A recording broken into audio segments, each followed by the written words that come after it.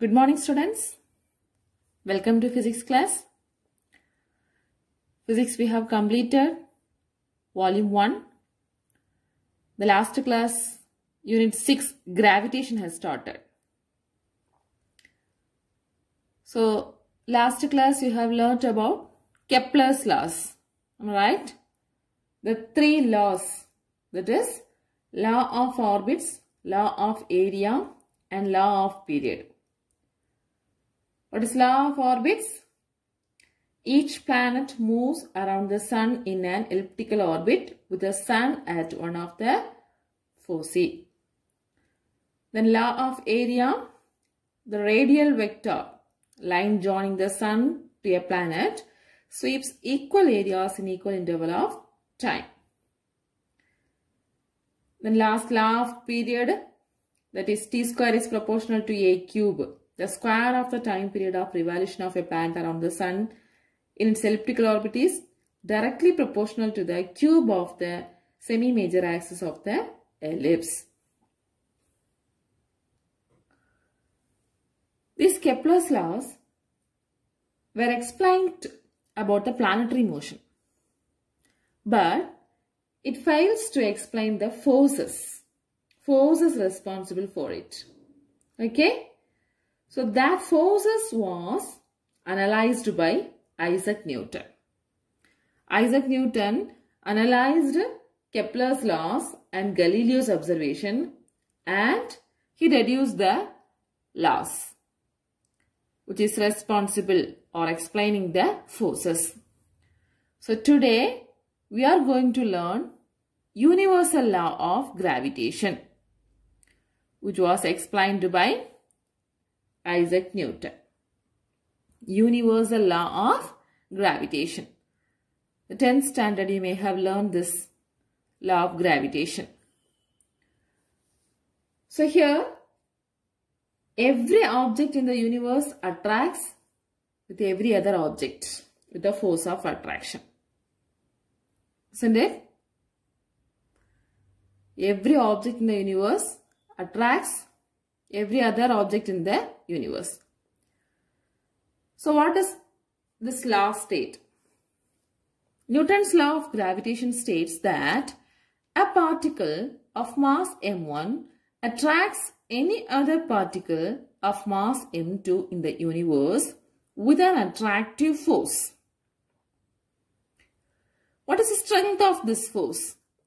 The strength of this force of attraction was found to be directly proportional to the product of their masses and is inversely proportional to the square of the distance between them. So this is universal law of gravitation. What is it? Newton's law of gravitation states that a particle of mass m1 attracts any other particle of mass m2 in the universe with an attractive force. The strength of this force of attraction was found to be directly proportional to the product of their masses and inversely proportional to the square of the distance between them. Mathematically, this law can be written as the force of attraction. So F vector is equal to, or F vector is directly proportional to the product of their masses m1 and m2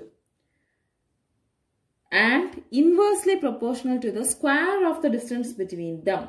So the distance may be taken as r. So square of the distance between them. So r square. So in the vector notation we have to include the unit vector here, r cap. Understand? Otherwise F vector is equal to G m1 m2 by r square into r cap.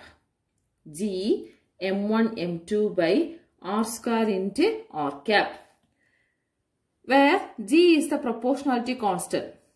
So this proportionality is removed by a constant, that is G. This is called as gravitational constant. Understand? So M1 and M2 are the masses. R is the distance between the two masses. Okay. And G, R is the distance. And R cap is the unit vector. Unit vector from M1 towards M2. Then G. What is G? Gravitational constant.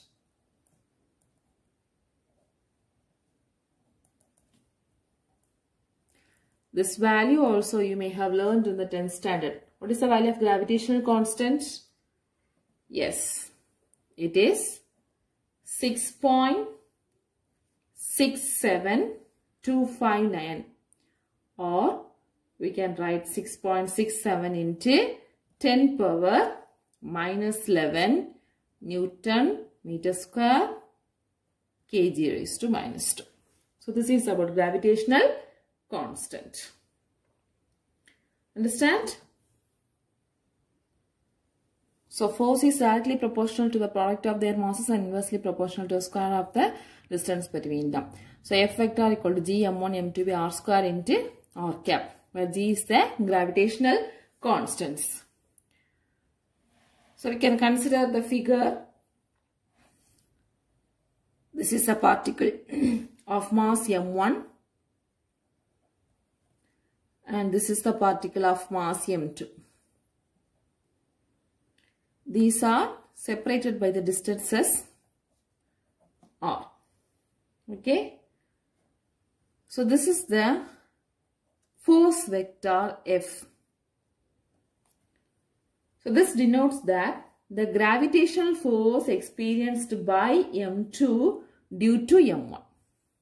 So because of M1, this M2 mass experiences a gravitational force.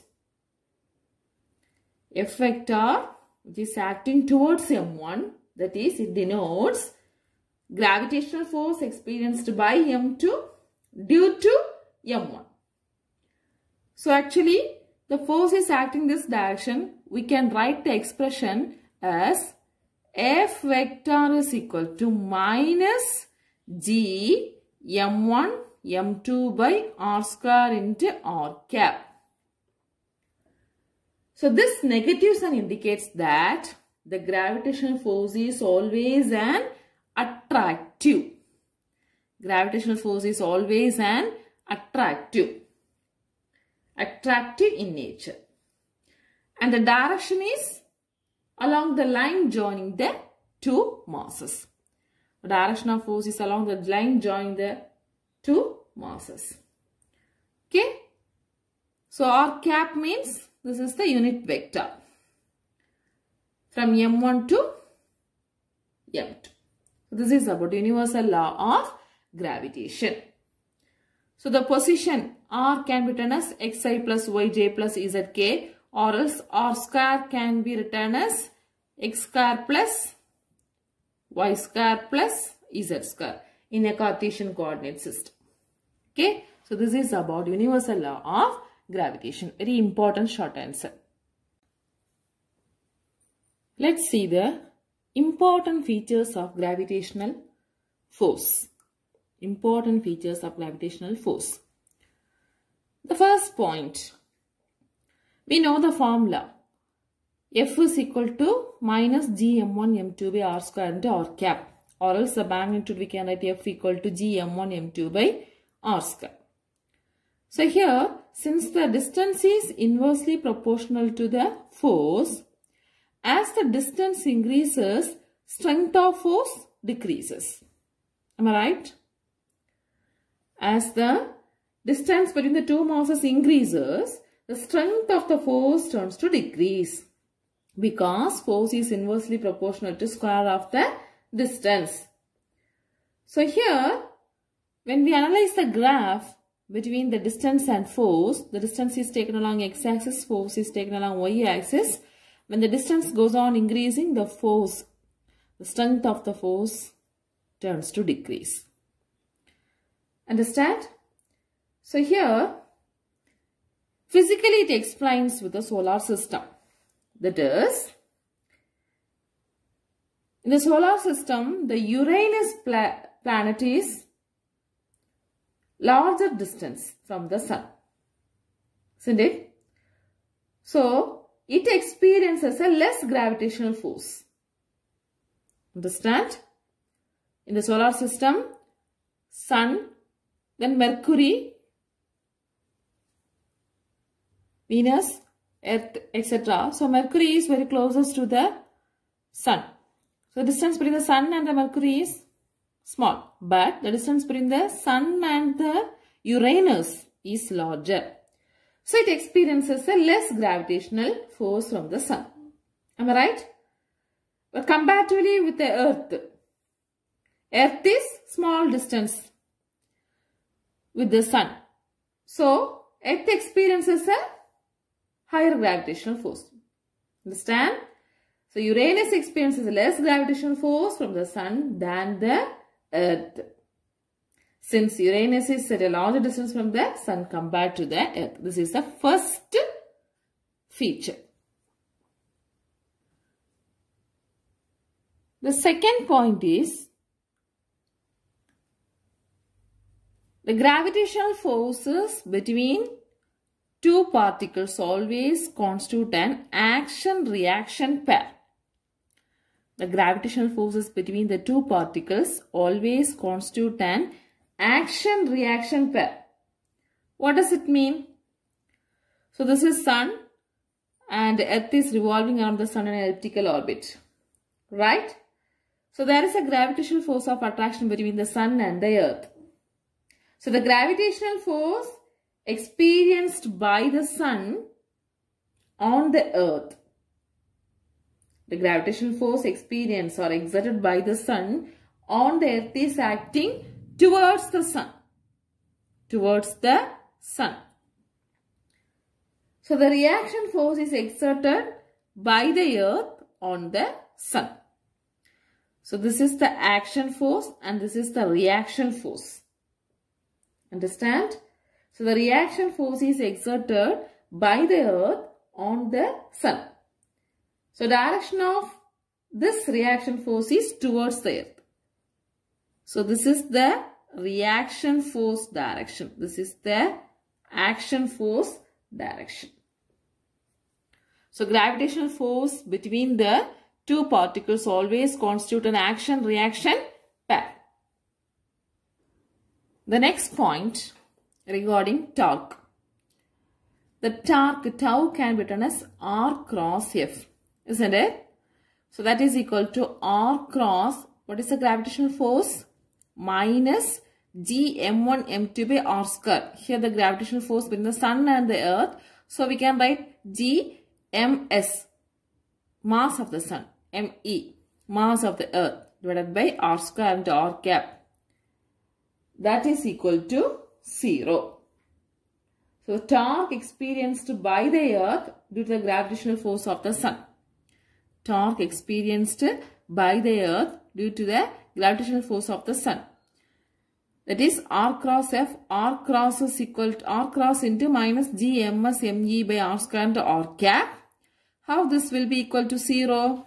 That is R vector can be written as R into R cap. We have learned in the second unit vectors. There we have learned unit vector, magnitude of vector under there. A cap can be written as A vector can be written as A cap. Similarly here R vector can be written as R into R cap. So here R into R cap cross minus GMS ME by R square into R cap. So what is R cap cross R cap? Property of vector product. I cross I, J cross J, K cross K is equal to 0. So R cross R cap cross R cap is equal to 0. R bar equal to R into R cap. So R cap cross R cap is equal to 0. So obviously tau vector is equal to 0. Or else tau vector is equal to dl by dt is equal to 0. Where L is known as the angular momentum. L is known as the angular momentum. So tau is equal to dl by dt is equal to 0. It implies that angular momentum L vector is a constant vector. So what it explains? the angular momentum of the earth about the sun is constant. The angular momentum of the earth about the sun is constant. So it is true for all the planets. Understand? So this constancy of angular momentum leads to Kepler's second law. So 3 points we have discussed so far. The first point regarding the relation between force and the distance. The distance increases, force decreases. Second point regarding the force action-reaction pair. The force between two particles, constant action-reaction pair. Third point, that is regarding the angular momentum. The angular momentum of the earth about the sun is constant. Okay, let's move on to the next point. Here, in the expression F equal to minus g m1 m2 by r square, the m1 and m2 masses can be treated as point masses. Okay, an assumption. M1 and M2 can be treated as point masses. That is, the earth and sun. Earth orbits around the sun due to the sun's gravitational force. So we can assume the earth and sun to be point masses. When these point masses can be considered, that is, the distance between the two bodies is very much larger than their diameters. The distance between the earth and sun is very much larger than the diameter of the earth or diameter of the sun. So, these two bodies can be treated as point masses. This is the next point. The next point, that is, in one of the case, for smaller distance also, we can consider the object as point masses.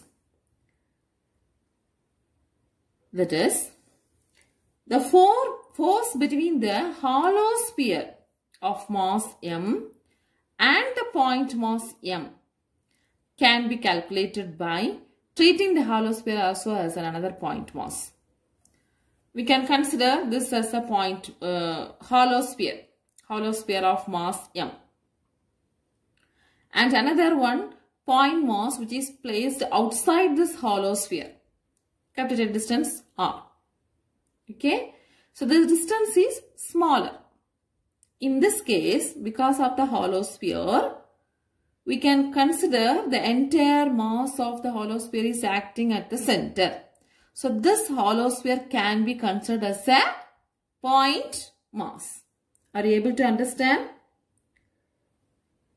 To calculate the force of attraction between the hollow sphere and the point mass, which is outside the hollow sphere, this hollow sphere can be equivalent as a point mass. Okay, so the entire mass of the hollow sphere appears to be constant at the center of the body. The next point, suppose the mass m is placed inside the hollow sphere. A hollow sphere of mass capital M, in which if we place a smaller mass m inside it, what is the force? The force experienced by this m will be 0. Okay, the force experienced by this mass due to the hollow sphere of mass m is equal to 0. And the last point is, the law of gravitation concludes that the mango falling down the earth and the moon orbiting the earth, or the earth orbiting the sun, are due to the same gravitational force. The force between the sun and the earth, or the force between the moon and the earth, and the force acting on the mango which is falling down the earth is due to the same gravitational force. So these are the important features of gravitational forces. Let's move on to the next topic, Newton's inverse square law. Newton's inverse square law. Newton considered that the planets revolving around the sun, that is the orbit of planets, are circular. Okay? So for a circle or for a circular orbit, there is an acceleration acting towards the center. What is that? Yes, centripetal acceleration. Suppose this is the circular orbit. So this is the sun and this is the planet. Okay. So here this planet is revolving in a circular orbit. So the distance between the planet and the sun is at a r. So there is an acceleration acting towards the center. This is known as centripetal acceleration. So what is the value of centripetal acceleration? You have learned in the volume 1. That is A is equal to minus V square by R. A is equal to minus V square by R. Here the negative sign is the acceleration is acting towards the center. Right? So what is the value of centripetal acceleration?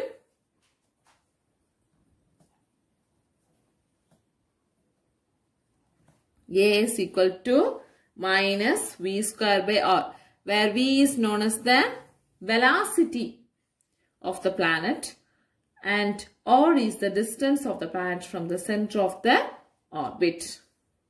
Okay. Now, in this equation, the velocity can be rewritten as V is equal to 2 pi r by t. What is that? We know that velocity is equal to distance divided by time or rate of change of displacement. Here what is the distance? Nothing but circumference of the circle. So what is the circumference of the circle? 2 pi r divided by t. T is the time period of revolution of the planet. Okay. So we can written as 2 pi r by t, where 2 pi r is the distance, that is the circumference of the circle, and t is the time period of revolution. Now we can substitute this velocity in the acceleration equation. How the equation? That is A equal to minus V square by R, isn't it? What is V? 2 pi R by T the whole square divided by R. So, that is minus 4 pi square R square by T square into R. Here 1 R get cancelled. So, A can be written as minus 4 pi square R by T square. So, this is the acceleration. Now, what is the force according to Newton's second law? According to Newton's second law, force F is equal to m into A, where m is the mass of the planet. So we can write the force F is equal to A is minus 4 pi square R by T square. So m minus 4 pi square m R by T square.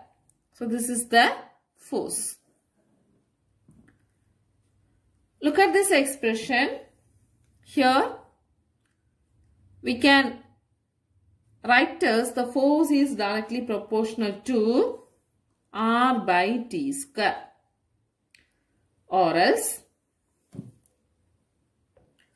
from Kepler's law, that is Kepler's third law. What is Kepler's third law? Law of period. The square of the time period of revolution is directly proportional to the cube of the semi-major axis. Am I right? T square is proportional to a cube. Or else we can write, in here we have taken R as the radius of the circle. So we can write R cube by T square equal to K. Kepler's law states that T square is proportional to A cube, isn't it? So we can write T square by A cube is equal to constant, or else A cube by T square is equal to constant. So instead of A, here we have written as R. R is the radius of the circle. So R cube by T square is equal to K. K is constant. If you are rewriting this expression as R cube, can be written as R into R square by T square equal to K. Again, we can write R by T square is equal to what? K by R square. K by R square. So if you are substituting this in equation of force. So we can consider this as the equation as 3. This is equation 1. This is equation 2. So equation 3, if you are substituting in this equation 2, instead of R by T square, the equation comes F is equal to minus 4 pi square M into, instead of R by T square, K by R square we have to substitute. So, substitute 3 into, that is, F is equal to minus 4 pi square M, instead of R by T square, K by R square. So this is equation number 4. So we know that this negative sign indicates that the attractive in nature. Am I right? Attractive in nature. Look at this expression. In this expression, the force contains only the mass of the planet explicitly. In this expression, the mass of the sun is not there. Am I right? Am I right? So Newton strongly believed that, according to his third law, if Earth is attracted by the sun, then sun must also be attracted by the Earth. Am I right? If this is sun, this is Earth. If the Earth is attracted by the sun, then sun is also attracted by the Earth with the same magnitude of force. So sun was also to be included in this expression. From this insight, he has written as, instead of 4 pi square K, he included the concept as GM. So 4 pi square can be equated to GM according to Newton. 4 pi square K can be equal to GM. So this expression can be written as F is equal to minus GM M by R square. GM M by R square, where capital M is the mass of the sun, small m is the mass of the planet. Okay, so negative sign, that is the gravitational force is attractive in nature. Are you clear about this? So this is about Newton's inverse square law. So listen once again. Newton's inverse square law, that is derived from Kepler's law. So inverse square law means the square of the distance is inversely proportional to the force. That is the correct meaning. So we have considered here the orbit of the planets as circular orbit. So the centripetal acceleration can be written as A is equal to minus V square by R. Minus is because of attractive, that is centripetal acceleration is acting towards the center, and V is the velocity, R is the radius. So V is equal to 2 pi R by T, where 2 pi R is the distance and T is the time period of revolution. For substituting, we will get A is equal to minus 4 pi square R by T square. And according to Newton's second law, F equal to ma. So minus, instead of A, minus 4 pi square R by T square. So minus 4 pi square mR by T square. Now here we are using Kepler's law. That is Kepler's third law. Accordingly, R cube by T square is equal to K. So here we have rewritten as R by T square equal to K by R square. This, if we are substituting in the force expression, we will get minus 4 pi square mk by R square. In this expression, actually, the main mass of the sun is not included. So he has equated, the Newton has equated the 4 pi square K is equal to Gm, and the expression becomes F is equal to minus Gmm by R square, where minus is gravitational force is attractive nature. G is a gravitational constant, m is the mass of the sun, m is the mass of the planet, R is the distance or radius of the circular orbit. Okay. So here we have considered the assumption that the orbit is circle or circular orbit. Okay. So actually the planet revolving around the sun in an elliptical orbit. But we can consider this planet's orbit is very close to being circle. There is a small deviation from the circular shape. Understand, students? So today we have discussed about Newton's universal law of gravitation. Very important short answer. Then important features of law of gravitation. And last, how the Newton arrived his law of gravitation from Kepler's third law. So these are the questions we have discussed.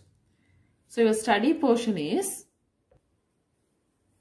short answer, state Newton's universal law of gravitation. And next question, will the angular momentum of planet be conserved?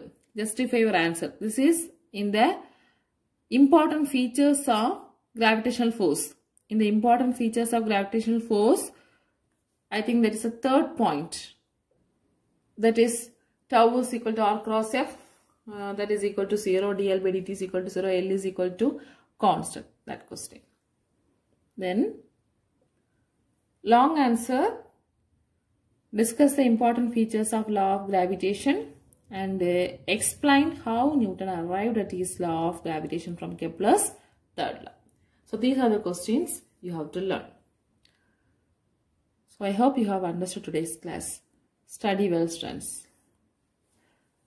So we can meet in the next class. Thank you.